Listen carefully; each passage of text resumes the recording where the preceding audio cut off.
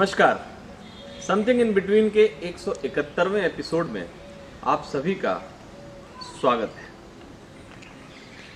आने वाले विधानसभा चुनाव में अगर वामपंथी दल केरल में जीत से चूक गए तो एक बड़ा इतिहास बनेगा। ऐसा इतिहास जिसे देश के वामपंथी दल कभी भूलना नहीं चाहेंगे, क्योंकि ये चुनाव देश में वामपंथ के अंत का गवाह बन जाएगा। त्रिपुरा और पश्चिम बंगाल का गढ़ पहले ही गंवा चुकी वामपंथी पार्टियों के लिए केरल आखिरी उम्मीद है।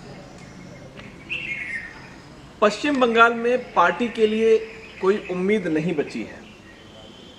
केरल के रूप में आखिरी उम्मीद भी राज्य में भाजपा के प्रदर्शन पर टिकी है।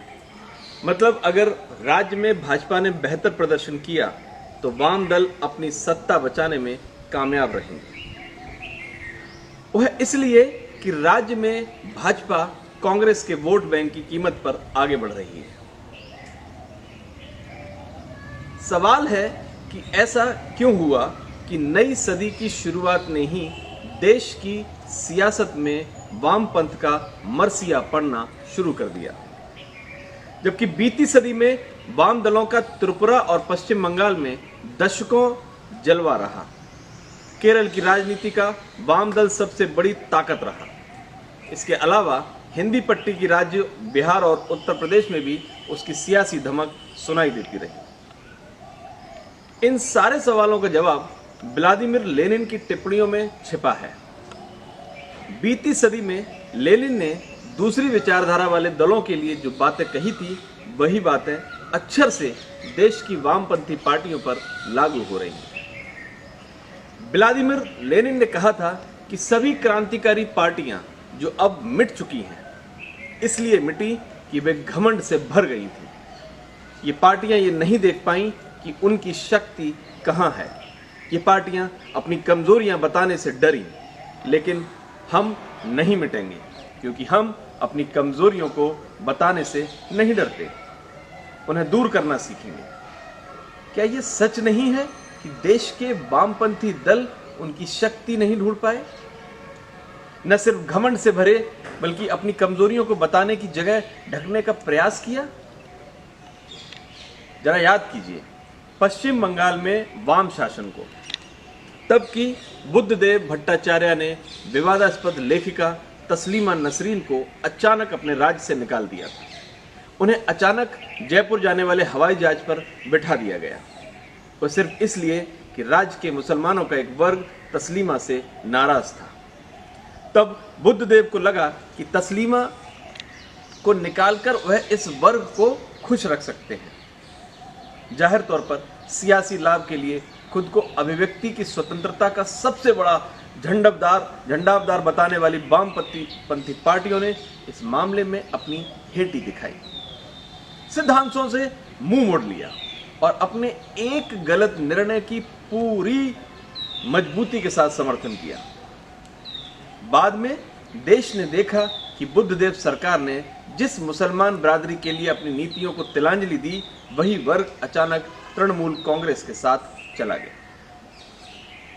वाम दलों की दुर्गति के ऐसे सैकड़ों कारण। आजादी से पहले भारत छोड़ो आंदोलन से किनारा, साल 1962 में चीन के साथ युद्ध के दौरान दुश्मन देश का वैचारिक समर्थन, और साल 1975 में देश पर थोपे गए आपातकाल का भाकपा द्वारा समर्थन। अब दशकों बाद यही मुद्दे वाम दलों को परेशान कर रहे हैं। हालांकि वाम दलों के अस्ताचल की ओर जाने का संदेश बीती सदी के 90 के दशक में शुरू हुआ। देश की राजनीति में शुरू हुए मंडल के दौर में वाम दल अपने लिए कोई स्पष्ट लाइन नहीं खींच पाए, जबकि इसी दौरान हिंदी पट्टी के राज्यों में मजबूत क्षेत्रीय दलों के उदय ने वाम दलों के लिए संभावनाएं खत्म कर दी। हमेशा वर्ग संघर्ष को ही अंतिम सच मानने वाले वाम दल देश में जारी जाति संघर्ष का मूल नहीं समझ पाए। रही सही कसर कथित सांप्रदायिकता के खिलाफ जंग की राजनीति में शामिल होकर वाम दलों ने अपना कवाड़ा कर लिया।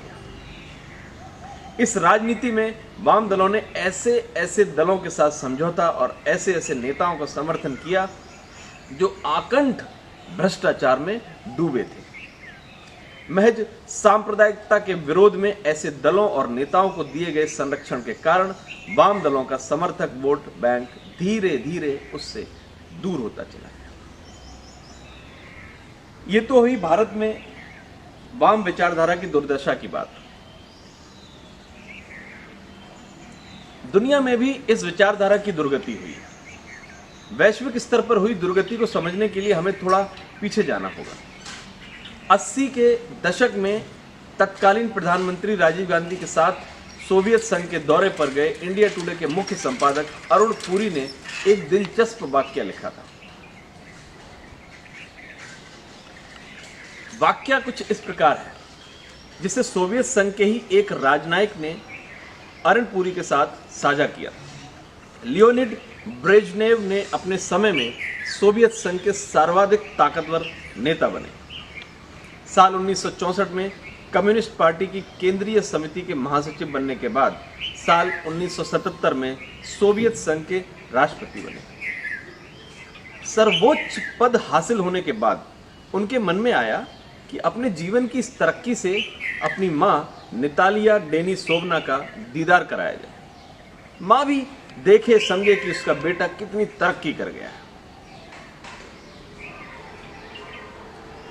ब्रेजनेव के माता पिता मजदूर थे और दोनों ने बड़े संघर्ष के साथ अपने बच्चों का पालन पोषण किया था। खैर, राष्ट्रपति ब्रेजनेव ने आदेश के बाद पूरे तामझाम से उनकी मां को राष्ट्रपति के निवास पर लाया गया। सैकड़ों आलीशान कमरे वाला राष्ट्रपति भवन की चकाचौंध में मां खोसी गई।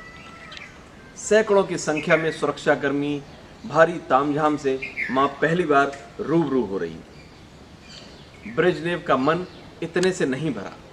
वह अपनी मां को वहां ले गए जहां राष्ट्रपति ग्रीष्मकालीन छुट्टियां बिताते थे। यहां भी मां झीलों के बीच बने आलीशान और भव्य निवास को देखकर दंग रहे। इस बीच राष्ट्रपति ब्रेजनेव ने गौर किया कि मां बेटे की तरक्की से खुश नहीं बल्कि विचलित और तनावग्रस्त दिखाई दे रही है। उसके चेहरे की स्वाभाविक खुशी गायब है। जाहिर तौर पर ब्रेजनेव ने मां की चिंता का कारण जानना चाहा। पूछा, मां, तुम खुश क्यों नहीं हो? तुम्हारे चेहरे पर चिंता की लकीरें क्यों हैं? चिंतित मां ने बड़े सहज स्वर में कहा, बेटा, अगर कम्युनिस्ट आ गए तो क्या होगा? दरअसल मां ने अपने जीवन काल में कम्युनिस्टों के जार के साथ संघर्ष देखा था। उनकी विलासिता के खिलाफ कम्युनिस्टों के आंदोलन और संघर्षों की गवाह भी थी। तो क्या मां ने कम्युनिस्ट शासन में रूसी राष्ट्रपति भवन के रूप में जारकालीन विलासिता की गंध महसूस कर ली थी? मां के इस सवाल के महज 14 सालों के बाद सोवियत संघ में कम्युनिस्ट आखिर आ ही गए। मिखाइल गोर्बाचेव सोवियत संघ के कम्युनिस्ट शासन के अंतिम राष्ट्रपति साबित हुए और साल 1991 में सोवियत संघ बिखर गया। नमस्कार।